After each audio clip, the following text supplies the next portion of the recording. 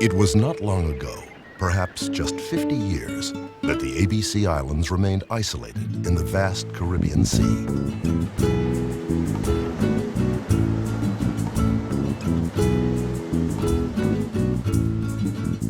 On Bonaire, life was simple. There were only a handful of cars. Donkeys provided most of the transportation. There was no air service. The unceasing remoteness of the island spurred on its people to reconnect with their neighbors and the world. Boats allowed them to harvest the sea, to feed their families and their neighbors. But other ships were needed besides the fishing sloops, ones that could travel further, ones that would engage in trade. Impressive schooners were built. They had names of strength and mystery. Niagara, Lourdes,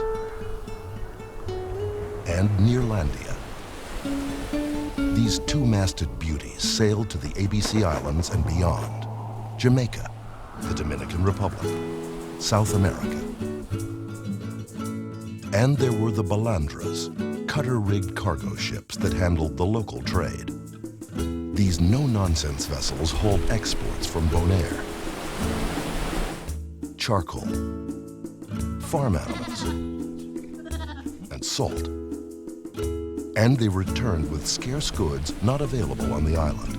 Essentials like clothing, fuel, canned food. But perhaps more importantly, these reliable boats united families and friends.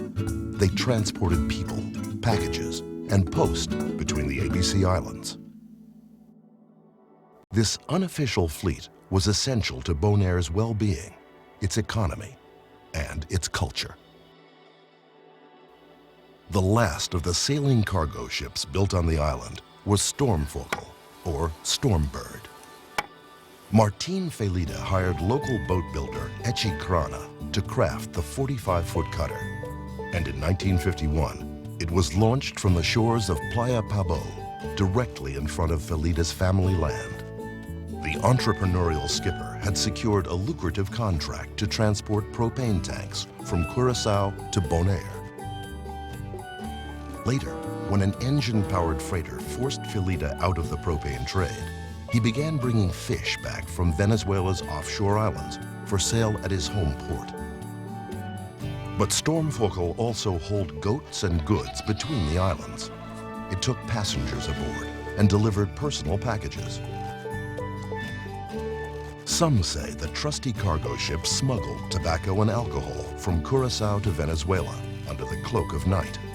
If true, Stormvogel's once distinctive black hull would have been advantageous camouflage for its captain. Decades later, the old cargo vessel was abandoned. Martin Felida had passed away. Stormvogel lay rotting in a Curaçao backwater. But in 2014, Fundashon Patrimonio Marítimo Boneiru, the Bonaire Maritime Heritage Foundation, rescued the boat and pulled it to land. She now rests back on Bonaire, where an extensive restoration has begun. Other than a handful of historic photographs and a few aging sailors, this old boat is all that remains from that grand age of sail. Stormvogel now begins the next chapter of its long life. It will become a maritime heritage center, eventually a floating one, where youth will learn sailing, navigation, and marine safety. But perhaps most importantly, the boat will serve as a cultural touchstone, a rare chance for the community to reconnect with its rich, colorful past. We urge you to generously support this worthwhile project.